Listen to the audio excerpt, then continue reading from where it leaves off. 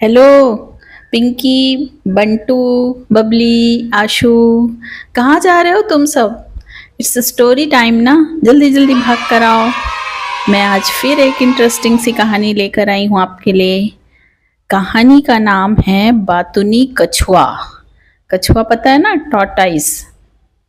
किसी तालाब के किनारे एक कछुआ रहता था और उसी तालाब में दो हंस भी रहते थे, जिसके कारण हंस और कछुओं में दोस्ती हो गई थी।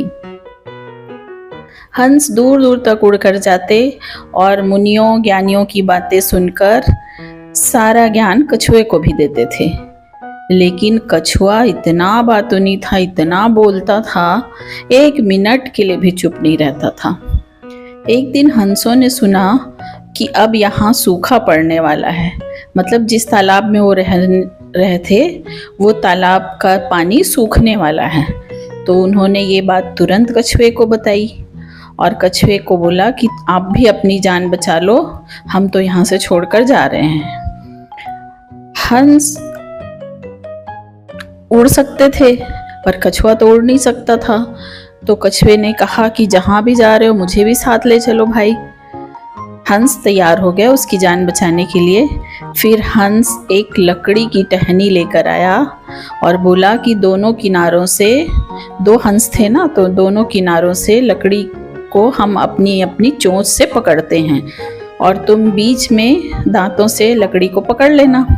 इस तरह हम उड़ेंगे तो हमारे साथ तुम भी उड़कर दूसरे तालाब में चले जाओगे जहाँ पर पानी भरा हुआ है। लेकिन एक बात का ध्यान रखना कछुआ भाई, बीच में कहीं मुंह नहीं खोलना। कछुए ने बोला हाँ हाँ, मैं क्यों मुंह खोलूंगा, पागल थोड़ी हूँ। फिर हंस कछुए को लेकर उड़ने लगे। रास्ते में गांव के छोटे छोटे बच्चे, उन्होंने ऐसा सीन कभी नहीं देखा था, तो बहुत उत्सुकता से देखने लगे कि अरे देखो देखो कछुआ उड़ रहा है, ऐसे वो लोग बोलने लगे। और बच्चों की बात जब कछुए ने सुनी तो चुप नहीं रह सका। उसने देखा, उसको हंसी भी आ गई और वो कुछ बोलने के लिए मुंह खोला और धड़ से जमीन पर गिर पड़ा और वहीं उसकी मौत हो गई। जबकि उसको हंसों ने समझाया भी था मुंह नहीं खोलना, पर बातूनी कछुआ अपनी आदत से मजबूर था तो उसने मुंह खोल दिया।